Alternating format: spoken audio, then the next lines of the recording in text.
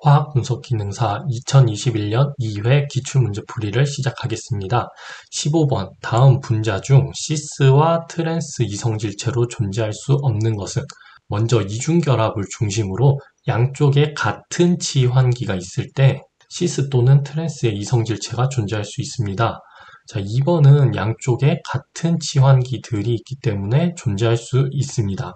그리고 3번 또한 이중결합을 중심으로 양쪽에 플루오르라는 같은 치환기가 있어서 존재할 수 있으며 4번도 이중결합을 중심으로 양쪽에 H가 존재하기 때문에 시스와 트랜스로 존재할 수 있습니다. 그러므로 정답은 1번입니다. 자, 1번 같은 경우에는 시스 트랜스 표기법의 확장형이 이 Z 표기법으로 나타냅니다. 그리고 이 Z 표기법은 치환기에 우선순위를 매겨서 우선순위가 높은 치환기가 같은 쪽에 있으면 Z로 표기하고 반대쪽에 있으면 2로 표기를 하게 됩니다.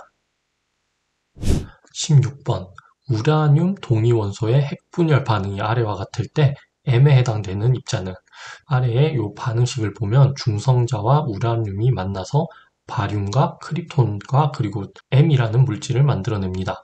자, 우리는 이 반응식에서 먼저 질량 보존의 법칙에 의해서 반응 전후의 양성자의 수와 그리고 질량수를 맞춰보면 이 M이라는 물질이 어떤 물질인지 찾을 수 있습니다. 먼저 반응 후 양성자의 수는 바륨이 56, 그리고 크립톤이 36, 그리고 3M이라는 물질이 있고, 그리고 반응 전은 지금 양성자의 수가 92, 우라늄 92이기 때문에 얘는 92가 되어야 됩니다. 그러면 우리는 지금 요거 두 개를 더하면 92가 되니까 요 M이라는 거는 결론적으로 0이 나오게 됩니다. 양성자의 수가 0이 나오게 됩니다. 반응 후 질량수를 보면 바륨은 139, 그리고 크립톤은 94, 그리고 3M 이렇게 나타낼 수 있고 우라늄 235, 그리고 중성자 1 해서 236이 나옵니다.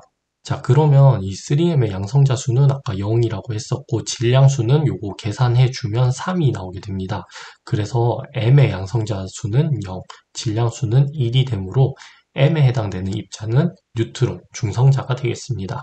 그러므로 정답은 1번입니다.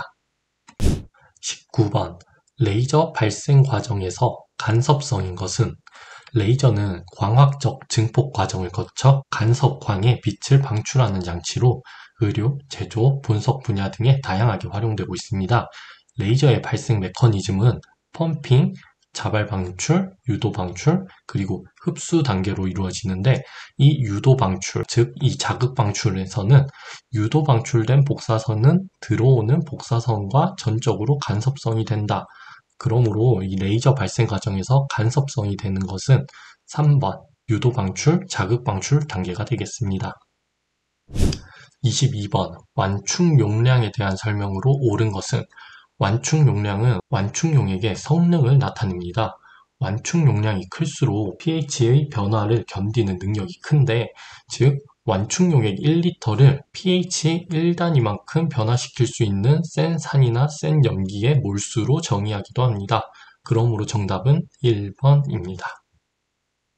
35번 25도씨의 수용액에서 반응이 자발적으로 일어나는지를 예측한 결과로 옳은 것은 자, 먼저 자발적 반응이라고 하면 깁스 에너지가 0보다 작을 때 또는 표준 기전력이 0보다 클 때 우리는 자발적 반응이 일어난다는 것을 알 수 있습니다.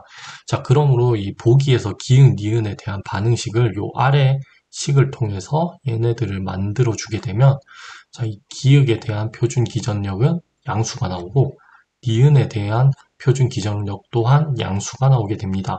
그러므로 둘 다 모두 자발적 반응에 해당이 됩니다. 그러므로 정답은 1번입니다. 37번 0.1몰 농도의 NaCl 용액에 PbI2가 용해되어 생성된 나비온의 농도를 구하는 문제입니다. 자, 문제에서는 주어진 조건이 나비온의 질량이 주어져 있고 그리고 요오드와 납의 용해도급 상수가 주어져 있습니다. 그리고 이온의 세기가 0.1몰 농도일 때 납과 요오드의 활동도 개수가 각각 0.36과 0.75로 주어져 있습니다. 자, 우리는 나비온의 농도를 구해야 되기 때문에 먼저 요오드와 납의 용해도급을 써줍니다. 자, 활동도 개수에다가 나비온의 농도, 그리고 활동도 개수에다가 요오드 이온의 농도, 그리고 용해도 곱을 써서 식을 완성해주고, 그리고 우리 요오드와 납에서는 납이온 하나당 요오드와 이온이 2개가 나오기 때문에 납이온을 X, 요오드 이온을 EX로 놓고 X를 각각 여기 대입을 해주게 됩니다. 그러면 우리는 X 값은 납이온이 되므로 이 X 값을 2.14 곱하기 10의 마이너스 3승 몰퍼리터로 나타낼 수 있습니다. 자, 근데 문제에서는 납이온의 농도를 미리그램 퍼 리터로 나타내줘야 됩니다.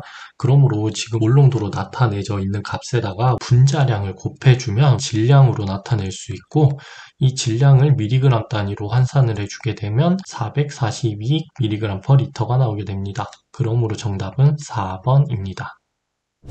4번, pH가 3이고 이 아르신의 압력이 1mB일 때 아래의 반쪽 전지의 전위는, 자, 반쪽 전지의 전위를 구하기 위해서는 네른스트식을 사용을 해야 되는데, 이 네른스트식을 사용하기 위해서 수소이온의 농도와 이 아르신 압력을 구해야 됩니다. 지금 아르신 압력은 1mB로 주어져 있기 때문에 이 1mB를 우리는 atm 단위로 변환을 해 주어야 됩니다. 그리고 pH는 3으로 주어져 있어서 수소이온의 농도를 이렇게 구할 수 있습니다.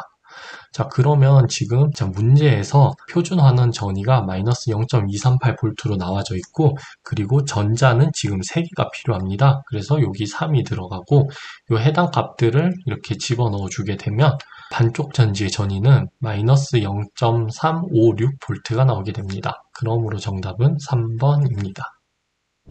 44번, 열무게 분석 기기의 검출기로서 작용하는 장치는, 자, 1번 실린지. 이 실린지는 주사기로 시료를 주입하거나 또는 앞에 필터를 달아서 시료를 여과할 때 사용이 됩니다. 그러므로 검출기로서 작용하는 장치가 아닙니다.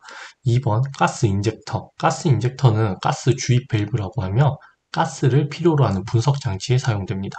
그러므로 검출기로서의 장치가 아닙니다. 3번 웨이트 스케일. 웨이트 스케일은 저울로 열무게 분석에서 온도 변화에 따라서 시료의 무게 변화를 측정할 수 있는 장치로 정밀 저울이라고도 합니다. 자, 그러므로 정답은 3번입니다. 4번 일렉트릭 퍼니스. 일렉트릭 퍼니스는 전기로로 전열 원자 장치 등에서 시료의 가열이 필요한 곳에 사용이 됩니다. 그러므로 4번 또한 정답이 아닙니다. 47번, 동일한 조건하에서 액체 크로마토그래피로 측정한 화합물 A, B, C의 머무름 시간 측정 결과가 아래와 같을 때 보기 중 틀린 것은, 자, A, B, C 물질 중 이 C는 컬럼 충진물과의 상호작용이 없기 때문에 시료 성분이 없는 이동상만을 흘렸을 때의 머무름 시간이라 볼 수 있습니다. 그러므로 이 A와 B의 조정된 머무름 시간은 이 C의 값을 뺀 1.85, 5.36이 됩니다. 그러므로 보기 1번과 2번은 맞는 보기입니다. 그리고 보기 3번 B의 A에 대한 머무름 B는, B의 A에 대한 머무름 B는 이렇게 계산이 되므로 2.9가 나옵니다. 그러므로 3번은 틀린 보기입니다. 자, 그리고 4번 머무름 B는 상대 머무름 값이라고도 합니다. 그러므로 맞는 보기입니다. 54번, 시차 열 분석에서 흡열적으로 뾰족한 피크를 보이는 것은, 시차 열 분석법에서 이 오른쪽에 있는 그래프는 매우 자주 출제되기 때문에 꼭 암기하고 넘어가셔야 됩니다. 그래프의 유리 전환 부분인 유리 전이 온도는 결정성 고분자가 열에 의해서 결정성 부분이 녹기 시작하는 온도입니다. 그래서 이 그래프가 약간 아래로 내려가는 것을 볼 수 있습니다. 그리고 발열 과정에서는 열을 방출하기 때문에 결정화 또는 산화 과정을 확인할 수 있으며, 흡열 과정에서는 녹거나 분해되는 것을 확인할 수 있습니다. 그러므로 흡열적으로 뾰족한 피크를 보이는 것은 녹는 점이라 볼 수 있습니다. 그러므로 정답은 2번입니다. 60번, 전해전지의 양극에서 산소 그리고 음극에서 구리를 석출하는데 0.6A의 일정한 전류가 흘렀다. 다음 다른 산화환원 반응이 일어나지 않는다고 가정하고 15분간 전해하였을 때의 전하량은, 전하량이라는 것은 전류에다가 흘려준 시간을 곱해줌으로써 나타낼 수 있습니다. 1쿨롱은 1A를 1초 동안 흘렸을 때 전하량이고, 15분간 0.6A의 전류를 흘렸을 때의 전하량은 0.6 곱하기 15분, 그리고 초 단위로 단위를 환산해서 곱해주면 540쿨롱이 나오게 됩니다. 그러므로 정답은 2번입니다. 추가로 1패러데이는 1몰의 전자가 가지는 전화량과 같으며 1패러데이는 96,500쿨론과 같습니다. 계산 문제로 자주 출제되기 때문에 이 해당 공식들은 암기하고 넘어가세요. 61번 검량 곡선을 작성할 때에 대한 설명으로 옳은 내용을 모두 고른 것은 기읍 검출 한계 및 정량 한계를 얻을 수 있다. 검량 곡선의 기울기와 표준 편차를 이용하여 검출 한계 그리고 정량 한계를 얻을 수 있습니다. 그러므로 맞는 보기입니다. 니은 검정 감도는 농도에 따라 변하지 않으나 분석 감도는 농도에 따라 다를 수 있다. 검정 감도는 검정 곡선의 기울기로 농도에 따라 변하지 않습니다. 그리고 분석 감도는 분석 물질의 농도 변화에 대한 기기 신호의 변화비로 농도에 따라 다를 수 있습니다. 그러므로 맞는 보기입니다. 디귿 검정 농도 직선 범위보다 벗어나면 엑스트라폴로트하여 정량한다. 직선 범위 안에서 내삽을 하여 정량해야 됩니다. 그러므로 틀린 보기입니다. 요거는 외삽입니다. 리을 검량 곡선에서 감도와 선택성을 얻을 수 있다. 검량 곡선에서 선택성은 얻을 수 없기 때문에 틀린 보기입니다. 그러므로 정답은 1번입니다. 67번 다음 중 QA를 위한 스페시피케이션에 포함되어야 할 사항을 모두 고른 것은 이 오른쪽의 내용은 품질 보증 명세서에 있는 항목들입니다. 이 항목들은 기은, 니은, 디귿, 리을, 미은, 비읍에 대한 항목들과 같은 내용입니다. 그러므로 포함되어야 할 모든 사항은 1번이 되겠습니다. 시료 채취의 요건, 틀린 결과의 비율, 선택성 및 감도, 정확도, 정밀도, 바탕 허용가, 소량 첨가 회수율, 교정 검정 및 품질 관리 시료 요 내용들이 포함되어 있습니다. 68번 카페인 시료의 농도를 분광 강도법으로 분석하여 아래의 표와 같은 데이터를 얻었을 때 이 분광 강도계의 최소 검출 가능 농도는 검출 한계를 구하는 문제입니다. 이 아래 데이터를 통해서 검량선의 기울기와 그리고 시료의 흑강도 표준 편차를 알고 있기 때문에 우리는 이 검출 한계 공식에 대입하여서 검출 한계를 구할 수 있습니다. 그러므로 이 해당 값들을 집어넣어서 계산을 해주게 되면 정답은 1번이 나오게 됩니다. 75번 다음 중 분석 장비의 소모품이 아닌 것은 분광 강도계 및 분석 장비의 검출기에서 램프나 시료를 담는 셀은 주로 소모품에 속합니다. 그러므로 정답은 3번입니다. 기체 크로마토그래피에서 이 시료 주입기 오토 샘플러는 시료 주입 장치에 속합니다. 분광 강도계에서는 대표적으로 램프와 셀이 소모품에 해당되고 기체 크로마토그래피와 액체 크로마토그래피에서는 이동상, 컬럼, 검출기, 램프 등이 소모품에 속합니다. 여기 소모품의 종류에 대해서 한 번씩 읽어보고 넘어가세요. 92번 응급처치 시 주의사항 중 가장 적절하지 않은 것은 단 과학기술인력개발원의 연구실 안전표준교재를 기준으로 한다. 연구실 안전표준교재에 해당하는 내용이 이렇게 오른쪽에 수록이 되어 있고요. 보기 1번에서 3번은 모두 맞는 내용입니다. 4번을 한번 보면 의료인의 지시를 받기 전에 의약품을 사용할 시 환자의 동의를 구하고 사용한다. 의료인의 지시를 받기 전까지는 원칙적으로 의약품을 사용해서는 안 됩니다. 그러므로 정답은 4번입니다. 이 해당하는 내용들 다 한 번씩 읽고 넘어가세요.